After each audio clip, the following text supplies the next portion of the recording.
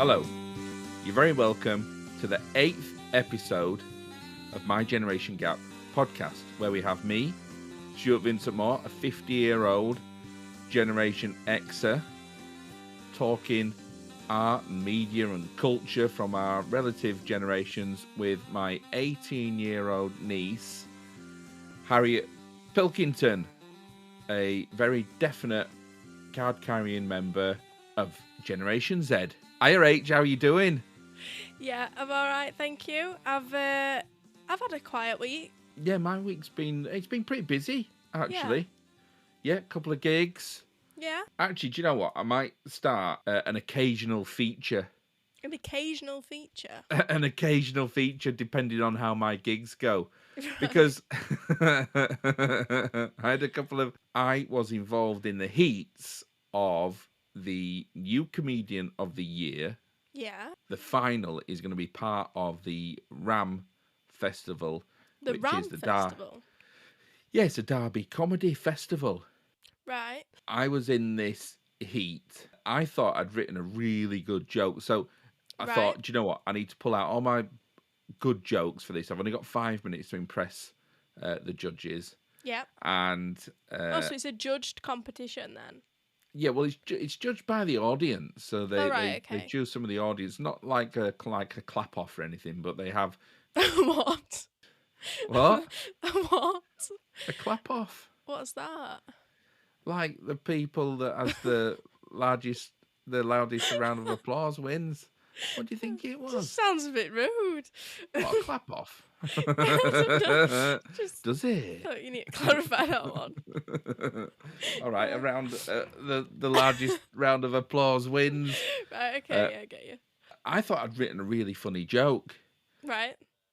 I thought I'm going to do this joke, and I'd done it. I'd only done it once before on another gig, and it fell really flat. Right. So normally you'd say there's something not quite right with that joke. Right. But I really like it, so I thought, do you know what? I'm going to do it anyway. Do it again. And I did it in this competition, and it fell really flat again. I didn't get one laugh from it. What's the joke about? So this is going to be an occasional feature when I've told a joke in a comedy set and it's fallen flat, and I'm going to call it, "That joke isn't funny anymore," after the Smiths song. That joke isn't funny anymore. It's too close to home and it's too near the bone. Right. Do I get to rate the joke out of 10? Can I rate the joke? Well, first of all, see if you get it, because I don't know if anybody got it. Right, okay, see if you get it, and then see if it's funny. And then see if it's funny. Yep, I get you. Yeah. And then I want the gappers to contact me and see if I can make it funny, right, or what's wrong with it. Yeah. Or whether I should just throw it in the bin. Yeah. The joke is, I'm talking about how I struggle sometimes with, my wife and being in a middle-class family. Yeah. Coming from a really working-class background. And the joke is that when we go on holiday, we all go together as a big family. Yep. We go on holiday and we do all these things that are completely alien to me. Right. Like everybody's nice to each other. And whenever we go on holiday, there's no arcades or anything like that. There's no Wetherspoons nearby. All you can eat Chinese buffets and stuff like that. And the joke is, I say, oh, but next year it's going to be different because somebody in the family said, I want to go on a boating holiday. On a boating holiday? Yeah. But then in the family WhatsApp chat, they said they want to go around the Norfolk B roads. I wish they'd make up their mind. Don't get it. Don't you? No, I don't get it. The Norfolk... I'm thinking Norfolk Broads. Norfolk Broads. But why? I don't get it, though. I don't get the B roads. The Norfolk Broads are a series of, lakes and canals and rivers, and you go around the Norfolk Broads on a boating holiday. Yeah. But I read it on the WhatsApp chat, like they wanted to drive around the Norfolk B roads. B roads, Broads, yes. B roads, Broads, B roads, Broads. Yeah, didn't get it. I think you'd have to see the word to understand. B roads and Broads, they just seemed too far apart for me to. Maybe the gappers will make that connection, but I didn't get that one. So that it's not that it's not funny, it's I didn't get it. Yeah. So is it funny? I think it is funny, but I don't know how you could play that off to an audience. Oh, right. Okay. Well, I need to rewrite that then. Yeah. So I should have done that really before doing it in the competition, shouldn't I? Because otherwise you'd have to stand there and be like, B roads, broads. You'd have to do what you just did with me to a whole audience. I'll have to stop. Right, hang on. Right, we're stopping this until I explain this. Yeah. Get a big screen up with a phone on it. Write it down. B roads, broads. Yeah. Come on, people. Yeah. Look at the words. Yeah. Yeah. But other than that, all my other jokes were good. Good. Apart from that, talking about language and words, it was just something that really highlighted the language difference between me and my family was when me and my stepson, Ivan, on Saturday, and we were going into Nottingham about lunchtime. Yep. Ivan got out of bed like 20 minutes before we needed to be in the city. And that was like 1 o'clock in the afternoon. He got out of bed at like 12:30 when got in the shower. And then we were dashing into town. And I said to him, "That's not even eating out." Yeah, which I understand perfectly. Yeah, and he went, "What?" And he thought I was like singing a song. Like, singing a song? Haven't even over there. I was like, no. He said, "What? What did you say?" I said, "That's not even eating out." He's gone, "Neither having over there." And then I had to say, "No, that's not even eaten out." Did he understand it then, or did you have to explain it? No, and then I said, "You haven't had anything to eat yet. We'll get some lunch in town." Did you have to go, broads, B-roads? Yeah, to write it down. Look, people. Well, I haven't done loads. I'm really liking secondhand fashion jewellery at the minute, like charity shops and things. We went into it's an antique shop, but they've got all sorts there. But they've got show cabinets that are numbered. So I don't know, 1 through to 50 or whatever. And if you've got rings in there or something you want to try on a watch or something you want to look at, you've got to go up to the counter, tell them what cabinets you want to look in, and they get the keys out. And I asked to look in 3 or 4 cabinets, which I didn't think was that many cabinets. And they were like, whoa, wait a minute. It was like a military mission. What cabinets do you want? And I was like, I don't know, 39, 42 and 49. And then she got them all and she was like, oh, there's an handful here. I'm thinking, right, okay. And then it was they didn't want to open the cabinets for me. You've made this system. I didn't create this. Yeah, they've gone, well, this is really difficult. Yeah. And the shop's you've done that. Yeah, and the shop's been there for God knows how long. So clearly they've encountered this problem before. So I don't understand how this. I can't be the first person ever. It was such a shock to them. They were like, "Oh God." I think before we move on to talk about Buffy, there's just one more thing that I want to mention, H, and I'm afraid it's a bit shaming for you. For me? Oh, yeah. Oh, wow. Yeah. Because I posted on WhatsApp about... No, I didn't. I posted on Insta. Right.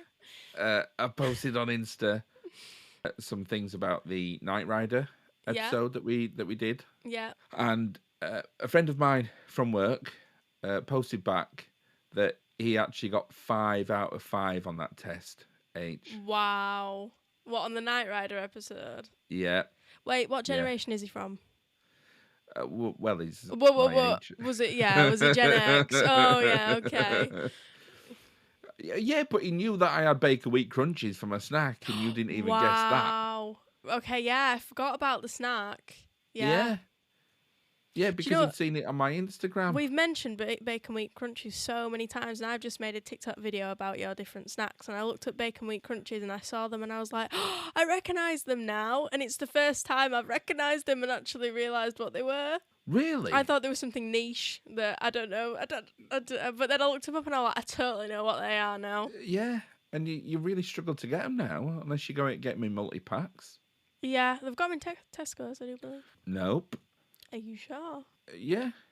Because when I looked up the bacon wheat crunchies, it was on Tesco. All right, well, I'm not sure then, am I? Well, maybe you need to get to Tesco, get some bacon wheat crunchies. You can't get him in a meal deal, though. Right, okay, yeah, I see. You can't get them in a meal deal. No, you can get him in multi-packs. Oh, okay, I see. But if you want to go in and just have a packet of Bacon Wheat Crunchies... Well, that's less of a struggle to what I thought you couldn't get them anywhere. No, do you know what? I don't even think you can get him in Tesco anymore. Well, we'll have to find out. Right, well, we will then. Right, well, we will then. Buffy the Vampire Slayer. Buffy. Buffy. H. What did you think of it? I really like it. I really like I'm really Buffy. pleased you said that, because I was talking to my wife earlier on, and she agreed with me that if you were to watch it and say that you didn't like it, I think this would probably have to be our last conversation. This would have to be the last ever podcast. Yeah, that we did. Yeah. No, I really like I was going to stand up and throw my laptop on the floor and in a rage. Stand on it. Yeah, and stamp on it. Yeah. B roads, broad. Come on, people. No, I really do like Buffy. So let me summarise. Buffy is the story of Buffy, the Vampire Slayer, who is a young woman. It starts off, they're kind of teenagers. Yep. She's in school in a town called Sunnydale. And you won't know this, H, because we only watched a few episodes, but Sunnydale High School is built on the Hellmouth, which is why there are so many demons in town. Right, okay. She moves to Sunnydale, where she struggles to fit in and find friends because she is the chosen vampire slayer for this generation. So she's there to protect other people. And does she know this? Yes. Right. She does. So the first series... How was she told this? Well, she has a watcher. Right. Is that Giles? That's Giles, yeah. Okay. So... and he trains her and looks after her, and so the first season was all about her coming to terms with being the Slayer and not being able to be kind of do all the teenagery things that she wanted to do, and then she meets a group of friends and they start all working together and helping her out and supporting each other, and they call themselves the Scooby Gang. Do they? Yeah. All right.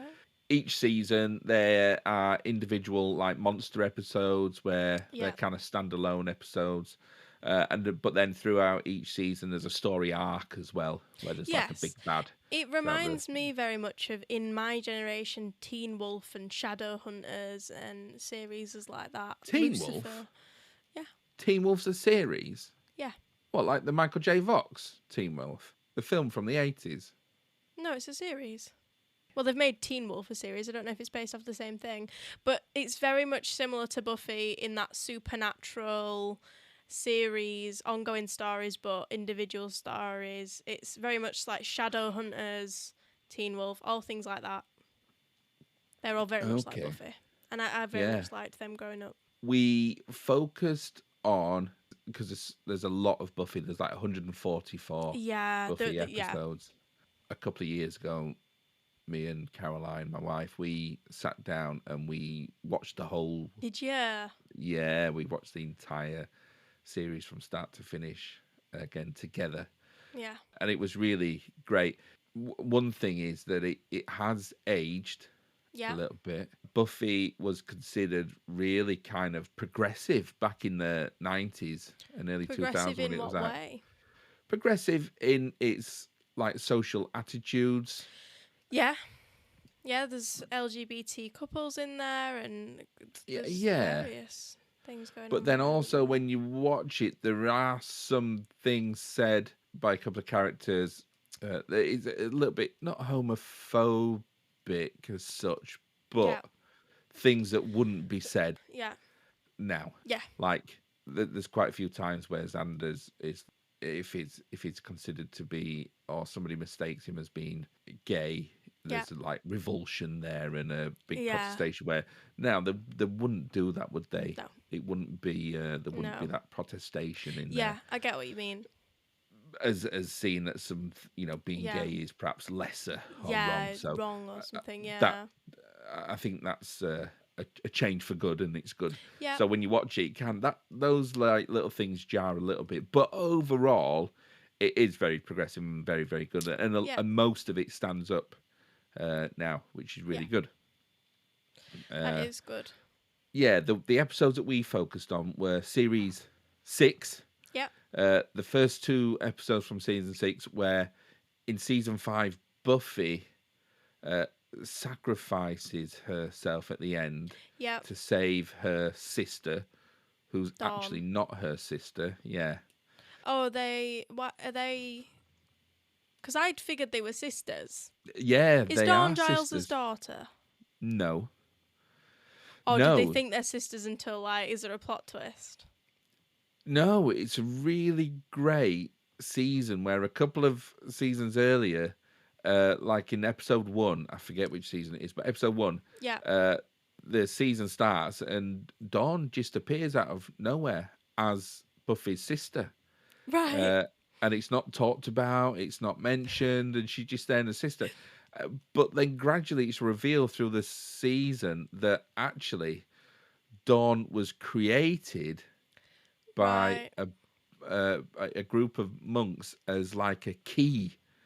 So she's the physical manifestation of this key that this particular demon needs to open some portal. Yes, to because kind Buffy's of the unleash. holder of the key. Yeah, exactly. Yes, I have And heard Dawn that. Yeah. is Is the key. the key. So she's not a human in effect. So Wow. she's like created. But what's really great is they take her on, when they realize this themselves, then she's just accepted as a family, and it's Yeah. and it's really good because they explore that. They explore how Dawn comes to terms with that, and how Buffy comes to terms with that, and all the group of people around her. Yeah. So that's really great. Yeah. So the 2 episodes that we watched were the first 2 episodes after that, where they're trying to her bring group of Buffy friends, back to life. yeah, they Yeah. kind of bring her back to life and reincarnated because Willow has learned some really powerful magic. They bring her back to life, and then for the next few episodes, there's really good portrayal of Buffy suffering depression. Yeah, really she's great. like, "Why have you brought me back?" Yeah. Yeah. PTSD. And then Because they bring her back, don't they? But they don't realise it's worked, and she has to drag herself out of the grave. Yeah. Yeah. And then they and then I asked you to watch an episode called Once More with Feeling, which is kind of a standout episode Yeah. in Buffy. That's like 4 or 5 episodes later, isn't it? Yeah. And it's the whole thing is a musical.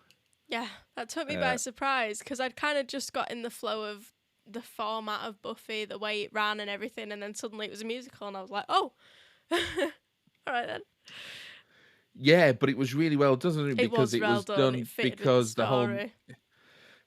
the reason it was a musical is because somebody had summoned a demon Yeah, who then but he was making people tap dance to death. making So people the- tap dance to death, and sing songs. Yeah. And it was really great because when they were singing these songs to each other and whatnot, Yeah. they'd reveal truths about themselves and to one another. Yeah. So there would be couples who start singing about, I'll never tell about these things that, I really don't, that really irritate me about you, or I'm having doubts things about that us make me nervous. getting, Yeah. and I'm having doubts about us getting married and things. Yeah. Yeah, no, I thought it was really good. I mean, I'll start with episode 1. Yeah. In the fact that it's within watching it, I kind of realised that that's not the normal Buffy. So to explain to our listeners, they have a bot Buffy in the first Buffy bot, yeah. Buffy bot in the first couple of episodes of the series. So bear in mind, I'd not watched any more of Buffy, so I figured that was Buffy until people were like portraying her as a robot, and I was like, oh, so she's a robot. And then it showed us her sacrificing herself, and I thought, oh, Yes. I see. So she's sacrificed herself. They've made a bot Buffy to basically scare off what I thought were vampires. Yeah. So that they'd made this bot Buffy to deter the monsters until they could get real Buffy back from the dead. So within watching it, I realised that. I thought the bit was really funny where it says that her navigation's wrong, and she just starts walking into like the wall and into like beer barrels in the street and just various other objects. I thought Which that I must have been hard sometimes to act. wonder if I'm a stew bot, because I'm always doing that. Stupid. Walking into things. Maybe I'm a Hariet bot. Maybe we're all just... But the first thing I noticed in Buffy was the actress who plays Buffy, because my generation knows her as Daphne from the 2002 Scooby-Doo film with Rowan Atkinson. Right. Or I would say that we know that film. I mean, I don't know about the rest of us, but that was a film that I watched over and over and over again as a child. And she's Daphne in that, so I recognised her. And that was kind of one of the first things I noticed. I didn't notice any other actors that I recognised in it. No, do you know what? A lot of the actors in Buffy didn't go on to do much else, and I think we'll talk about that as well in a little while. Right, okay, yeah. I think that I figured out that in the episode, because in episode 1, they're trying to bring Buffy back to the dead, but alongside this, one of the vampires has injured Buffy and realised that she's a robot. So gone and told. I couldn't figure out what these things were. They were just like heavy metal, alien-looking dudes that hung out in this bar, and it took me like half an episode to realise they were demons. Demons, yeah. Well, they have all sorts of different demons within the stories, yeah. So they have vampires, but then all sorts of demons that come up through the Hellmouth, yeah. Yeah, so I figured out that these were like a group of demons. And then as they're trying to resurrect Buffy, and they decide that they want to go kind of like rampage the city because they've realised that Buffy's not real, I couldn't figure out why they were just messing shit up. Like, they were just going round, just wrecking stuff. And I couldn't figure out... Aren't there? But why? What was the reason for them going round smashing windows and revving their motorbikes? Why do they need to do that? There's no purpose. Because they're baddies, aren't Just because they're baddies? Yeah. Okay, the baddies and the demons, they want to create chaos. That did confuse me a bit. They want to create chaos. Okay, yeah, so I kind of get that, but that did confuse me a little bit, but I did realise in the end that they were demons. There's also a scene where Willow's doing this like ritual to get prepared for the ritual. There's this scene where she goes down to this like lake and she sits there and she summons this deer, and the deer's so cute, and then she stabs it in the throat and kills it and drains its blood. I've never been more traumatised. Well, you don't see it, but you know what's happening. And it's traumatising. And then, when they're trying to bring back Buffy, she rubs it all over her face.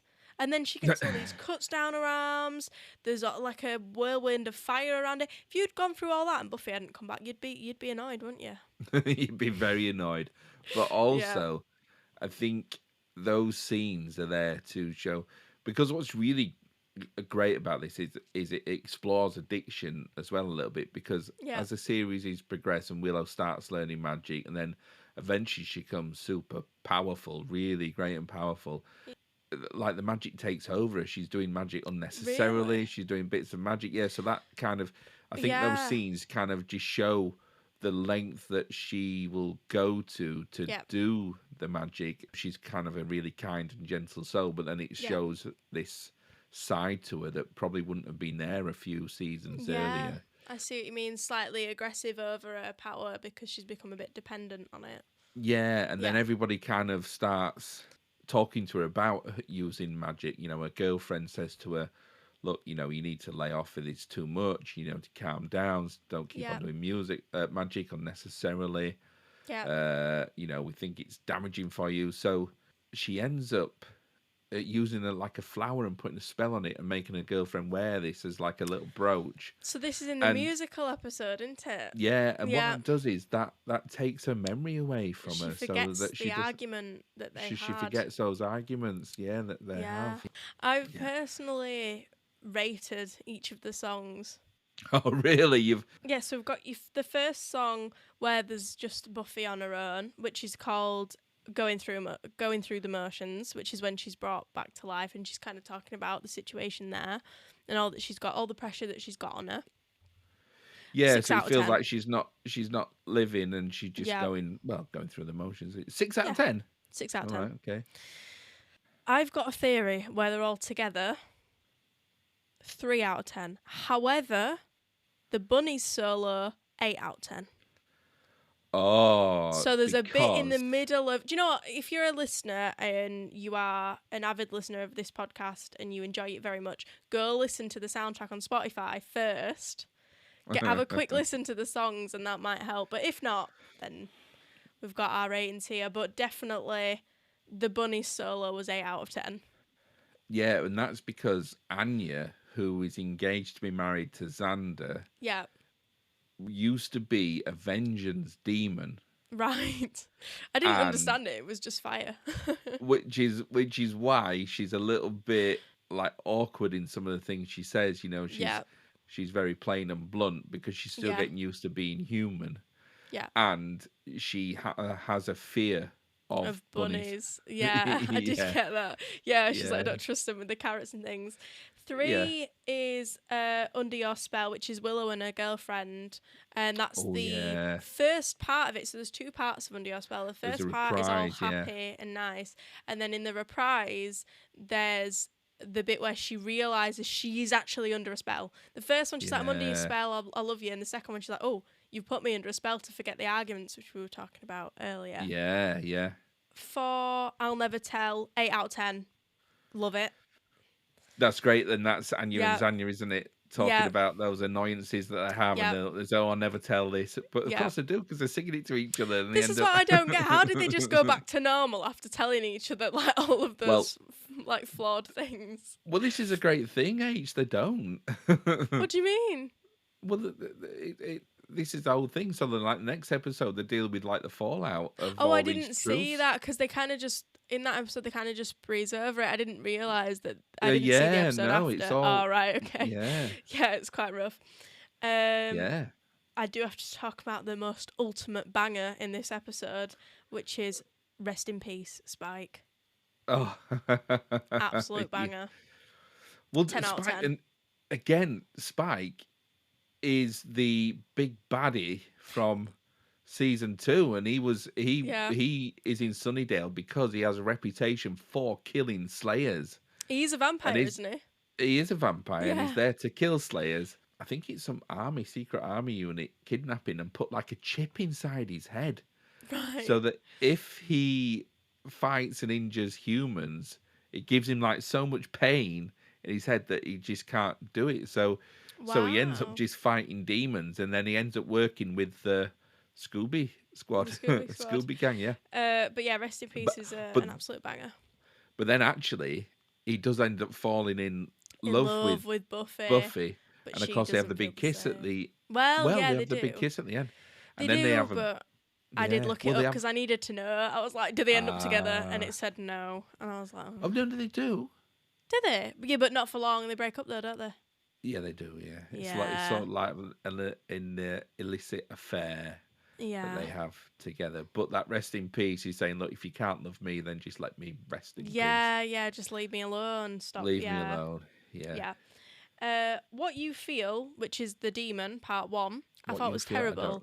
The lip syncing was horrendous. You could tell it was completely somebody else. Where they kidnapped Dawn, the sister, and take her, and it's like the big demon, and he's dancing. The dancing's out of sync. The lip sync's out of sync. Maybe it was just the media, but it just looked terrible. And then everything else is kind of a reprise of the first ones, if you know what I mean, because it all comes back full circle. But there is the powerful song at the end, which is Something to Sing About, which is Buffy's. I thought it was rubbish. I mean, the song itself and the message, because she believes that when she died, she went to heaven, and then they brought her back into this, in her opinion, this awful place, and she's like, give me something to sing about. Brought back to hell. Yeah. So she sings about that, and they don't know at this point that they think they brought her back from hell, but actually she says, and that's when she admits it. And I think that's such a powerful scene, and it was such a crap song for such a powerful moment in the series. I just thought no. So I thought there was definitely some ups and downs in the music. Some of them were absolute bangers. Other ones they just weren't to my taste. But that's good. But still a great episode. It's still a great episode. And Buffy as a whole, I will definitely classify as a Gen X win. And will you go back and watch Buffy? I might do. I don't know if I can commit at the minute, but because I have to really commit to a show and binge it. Yeah, but once I can commit, I would definitely watch it. Well, listen, before we go any further, it's time for this. It's Burger Stews, Burger Review, It's Burger Stews, Burger Review. It's Burger Stews, Burger Review. It's Burger Stews, Burger Review. Eating a burger, then he marks it out of 5. He's eating a burger and he's marking it out of 5. Hey, this week I've got another double burger review. Another double? Yeah, and I'll tell you for why. It's because these are two burgers. I'm linking them together. It's a bit of a tenuous link, but I'm linking them together because I had them both with a work colleague, Javier. Javier, right, okay. Javier. So these are in honor of Javier, who flew over from Spain. Yeah. To work with me at a conference at Kiel University. And when I picked him up, so he flew in from Barcelona. Yeah. And I picked him up from Birmingham Airport, H. Yeah. When you come through, arrival at Birmingham Airport, there's a Costa Coffee there. Yeah. And I said to him, Javier, I'm really sorry. Costa have stopped doing Spanish lattes. Oh, you love a Spanish latte, don't you? And I love a Spanish latte. Yeah. And he went, what's a Spanish latte? And I said, well, you know, when you put a big spoon of condensed milk in your coffee. We all know what a Spanish latte is. We all know what a Spanish latte is now. And he went, we don't do this in Spain. Oh, so it's been debunked. Yeah. Spanish latte. Well, they don't do it. They don't do that in the part of Spain that he lives in. Yeah. But then I've heard that in some parts of the UK, they don't eat OXO cubes on toast. Have you heard about the tea alarm? Tea alarm? Yeah. What, like a tea's made? Oh, you haven't heard about the tea alarm. Maybe it's just a Gen Z thing. On the internet, there's been a big, not prank, I don't know what you'd call it, but a big false thing set out to Americans, but it's even fooled some English people, including me. Basically saying that in England we have a tea time alarm that goes off like on the radio and tells us that we need to drink a cup of tea in the day. So me and my boyfriend are talking about this and we're going, the tea alarm, is this a thing? And he's going, I don't know, maybe it is, because neither of us listen to the radio. And we're like, oh, so maybe it's a thing on the radio. We just listen to Spotify. And he was like, yeah, but I'd have heard it at work. So we got really confused by it. And I spoke to a couple of my friends who had also been confused by it and then realised that it was a thing set out to confuse, well, not just Americans, but, you know, people that aren't English, to convince them that in England we have a tea alarm, but then confuse people in England, which I thought was really funny. That is really funny.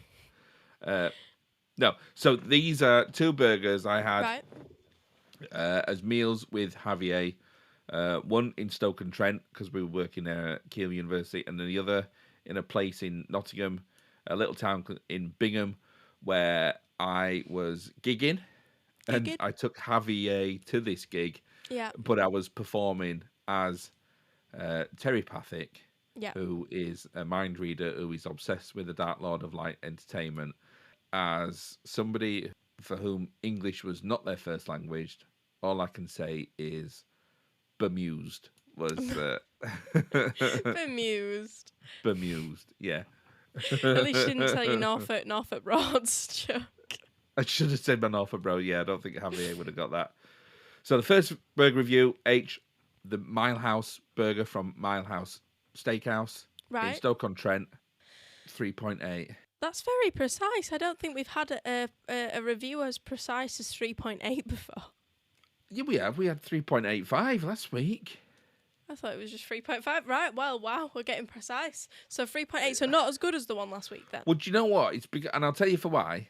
It's because I put the Miller & Carter burger at 4, didn't I? Because that was a really great burger. Right. But there's lots of room above it. And I don't think this one was quite as good as the Miller & Carter burger.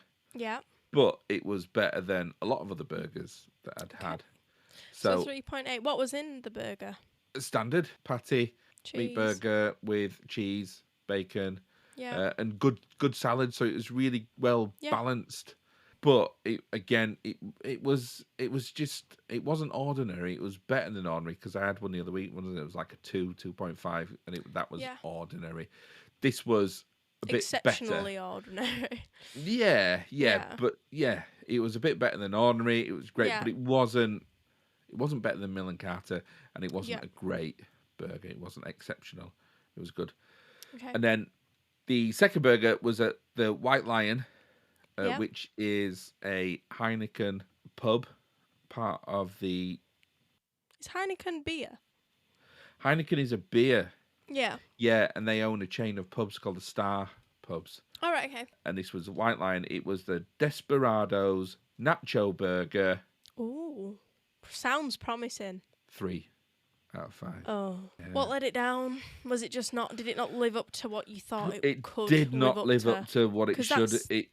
That could be amazing. A nacho burger. It could be amazing done right. because it said it had chili. It said it was chili non carne, not chili con carne. So I don't know why they just put chili sin carne, which so it's had like meat free chili in it. So just like kidney beans and chili, which was all right, but a bit bland. It didn't really taste them.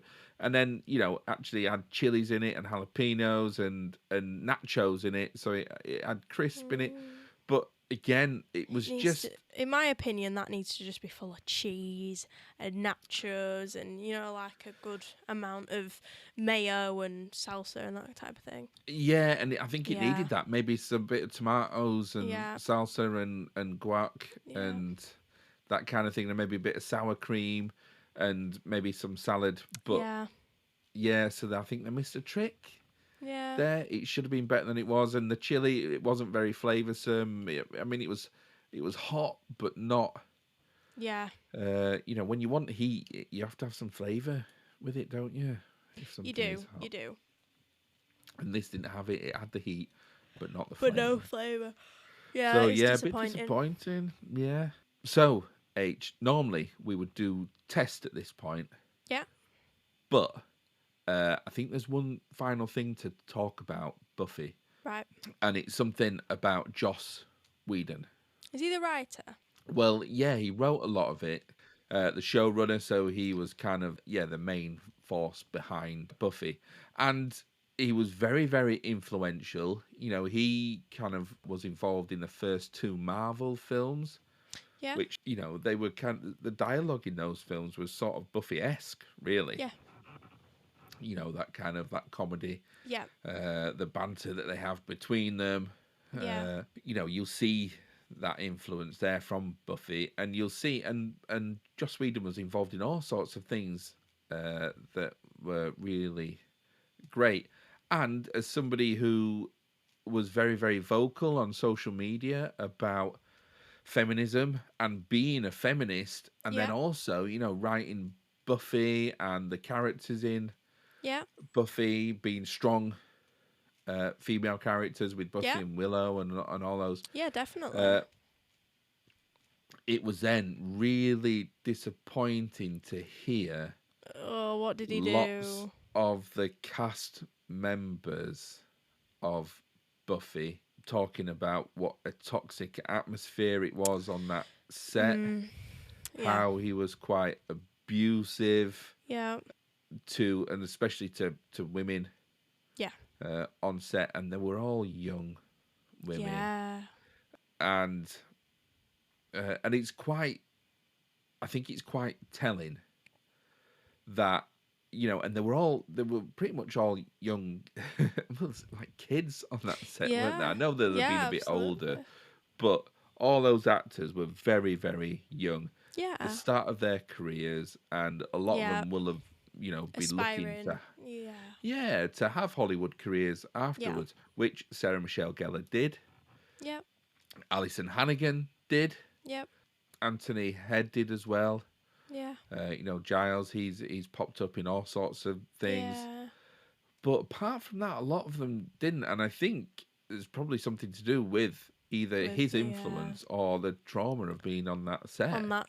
Yeah. There was a similar situation in my generation with iCarly and Victorious and like shows like that, which I grew up with, which were, I don't know how to explain them, but they were Victorious. They were like kid shows, so they had kids in them.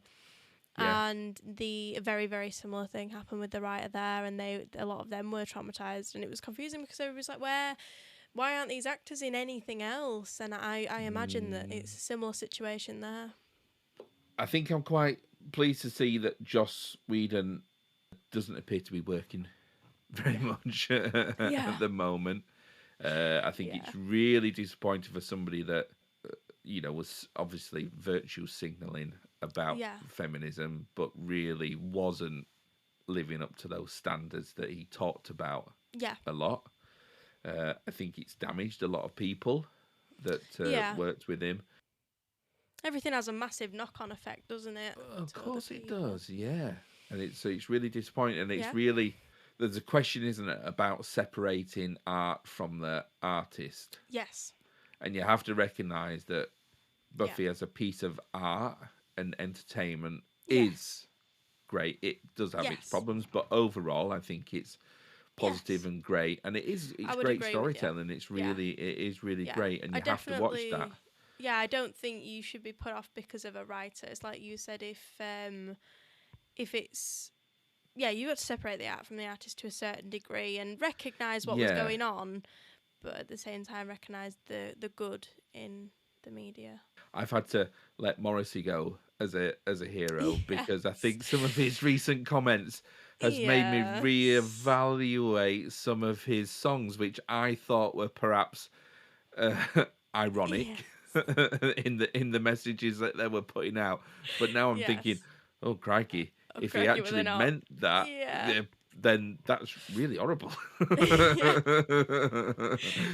do know what you mean. So, although I still love the Smiths and the music that they made, I do think that perhaps I've had to reevaluate some of Morrissey's solo. I think there's a lot of things that we have to do this with nowadays, is separating art from artists. Yeah, and I think you have to judge every piece of art and artist on your own merits and kind of think for yourself and understand that. But yes, as a whole, Buffy itself, I definitely think is a Gen X win. Agreed. The actual show itself. Agreed. Right, are you ready? I am. Test. Woo, woo, woo. Test. Woo, woo, woo. Question 1. What is the name of the vampire in the Scooby Gang? Spike. Spike, yeah. 1 for 1H. Promising start. Might get you 50p in your drink. I might do. Because at the moment, the only person that's owed a 50p in a drink is my mate from work. There are 2 members of the... Now, this might seem an unfair question, but we have talked about these on the podcast, which, when I listened back to that Knight Rider podcast and you were saying about how hard those questions were, we actually talked about 2 of those answers within that podcast. Yeah. So, there are 2 members of the Scooby Gang who were not human. They're human now. Okay. Dawn. Yeah. Are we classing Spike? No, Spike's still a vampire. Oh, a name. The blonde girl. The blonde woman who's engaged to. I can't remember her name. She sings the song. I wouldn't Do you know tell. What? I'll Will you give me that? I'll give you that, because I know who she is, but I've only watched 2 episodes. Yeah. Thank you. Yeah. Very kind. Giles, who moved to England, what is his official title? He is the Slayers. Yeah. The Slayers. Slayers. Master? Slayers Master. Is that right? No. Oh, that was cruel. It's the Watcher. Slayers Watcher. Yeah. I know Master didn't sound right because I thought he's not. Yeah. Yeah. And what was the name of the demon that was summoned? And that turned the whole thing into a musical? Oh, don't know. Sweet. I didn't know that bit, actually. And then what snack did I eat? Can we just verify if it is or if it isn't Bacon Wheat Crunchies at this point? It's not Bacon Wheat Crunchies. Right, okay. Is it a biscuit? I ate all those. It's not a biscuit. Okay. I'll give you a clue. Right. We'd had a Chinese takeaway the night before. The night before. So... Yeah. I don't know what that would have to do with anything. Unless you'd re-eaten the Chinese from the night before. Mm-hmm. Reheated Chinese food. With? With... What do you have with Chinese food when you reheat it? Right. No, I had a banana dipped in curry sauce. Sorry, can we repeat that for the listeners, please? So you as know a Chinese... whole, yeah. Yeah, Chinese curry. Yes. If you get banana and dip that in your curry sauce and then eat your banana, yeah, it's a great snack. Right. And healthy because it's fruit. Does that beat Dreamies? Is that worse than Dreamies? No. It's a great snack. To be fair, the one snack that you did put me onto once, which I can't do it now because of my gallstones, but I could do it, was dipping your fries in your McDonald's milkshake, and I've never gone back. To be fair, I agree with that one. But banana in Chinese curry, big no-no. Well, you don't knock it till you tried it. So, listen, I think we're all done, H. Apart from, what's your telly been? Married at First Sight Australia. Married at First Sight Australia. I am so excited to talk about this. So excited. Have you been watching it? I have been watching it. And it's... I mean, where do they find the people? It's nuts, isn't it? Do you know what really made me laugh? Is that Adrian and Athena, right? Adrian put on his non-negotiables that he doesn't want somebody with children. They've matched him with somebody with a child. In what world is that ever going to work? I mean, I understand Adrian's flaws in the relationship, but still, in what world is that going to work? Yeah, but then also, he did throw a hissy fit and walked out of the programme, didn't he?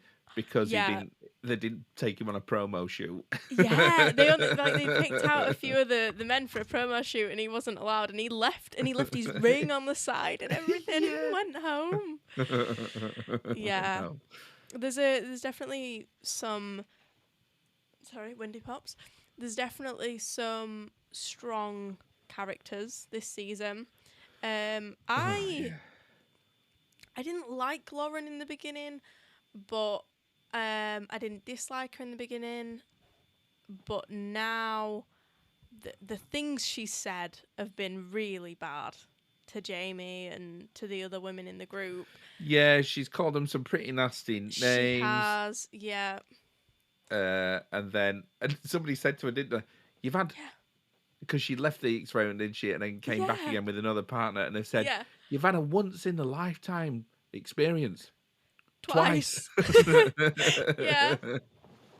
Yeah. I don't think I'm in the UK. We're currently up to the point where Lauren and Clint haven't gone to the dinner party, so they've decided they don't want to be involved with the other couples.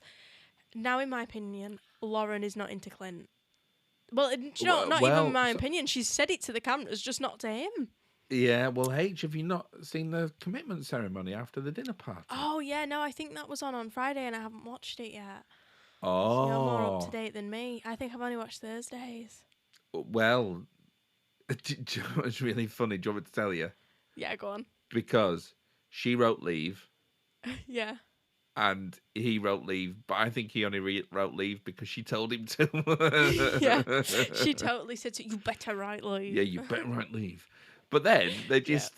Because normally when people do that, there's like a bit of commiseration from the group, isn't it? Yeah. And they all say, that's really sad. But they don't. They just walk straight away. They just walk out of the room. They just leave. Do you know what the best exit of the season was? Not best for being good, just best for drama was Morena.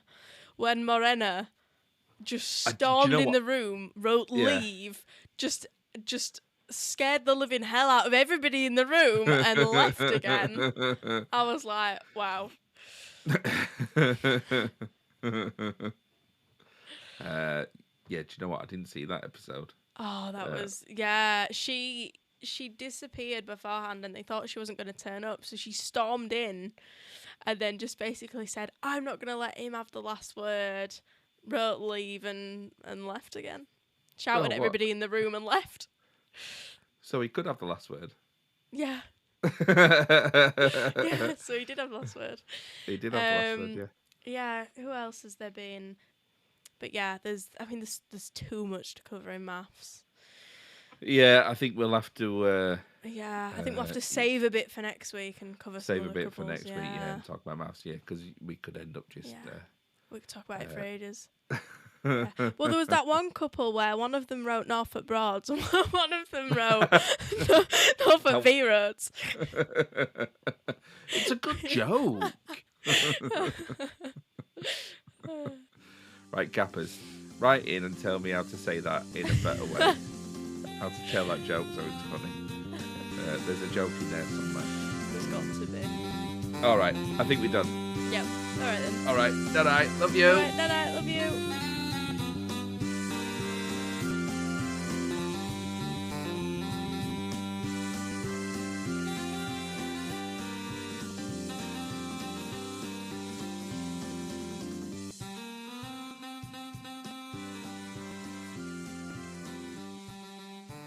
Thank you for listening to My Generation Gap podcast.